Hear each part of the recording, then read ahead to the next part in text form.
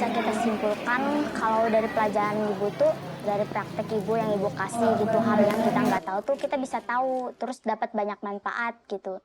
Satuan pendidikan melakukan analisis karakteristik yang menggambarkan keunikan lembaga dan lingkungan belajar. Kemudian di PFM saya mencoba belajar gitu kan, dan fitur-fiturnya sangat membantu kami di dalam kegiatan belajar mengajar di kelas. Termasuk cara membuat es krim yang tanpa kulkas itu sebetulnya ya adopsi juga. Saya pikir-pikir, oh benar juga ini. Oh kami yang di sini apa listrik itu yang tidak stabil gitu kan. Nah ini bisa dimanfaatin nih anak-anak ketika mau bikin es tetapi terkendala dengan listrik. Nah ini tanpa kulkas nih kita buat gitu kan.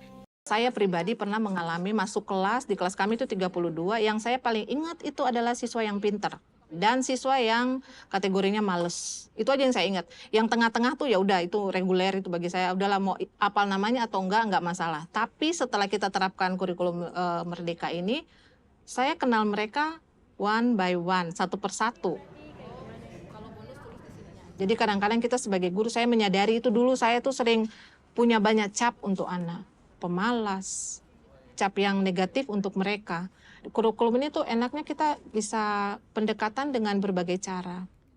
Ketika murid kita dikasih kesempatan, mereka akan menunjukkan kemampuan mereka yang sebenarnya tadinya saya nggak tahu bahwa oh ternyata anak itu tuh dia punya bakat di sini yang sebenarnya kalau kita munculkan, kita akan senang dengan mereka dan anak-anak juga belajar menyenangkan gitu karena belajarnya nggak dipaksa.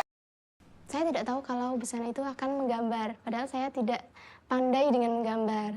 Aduh gimana ya, aku nggak jago nih gambar, tapi aku kok masuk busana, udah keterima lagi.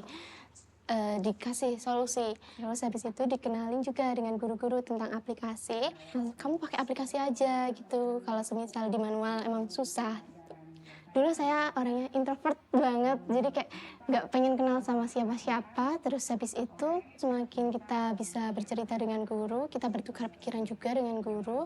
Jadi saya memilih untuk curhat dengan ibu guru nih, Bu ini kok gini ya, sampai nangis juga dipeluk gitu sama ibu guru. Biasanya disebut guru itu pahlawan, sekarang bisa jadi rumah gitu, jadi kita bisa bercerita, bertukar pikiran. Kalau semisal kita tidak bisa bercerita dengan teman kayak merasa, duh kurang puas nih, jadi bisa cerita lagi ke guru.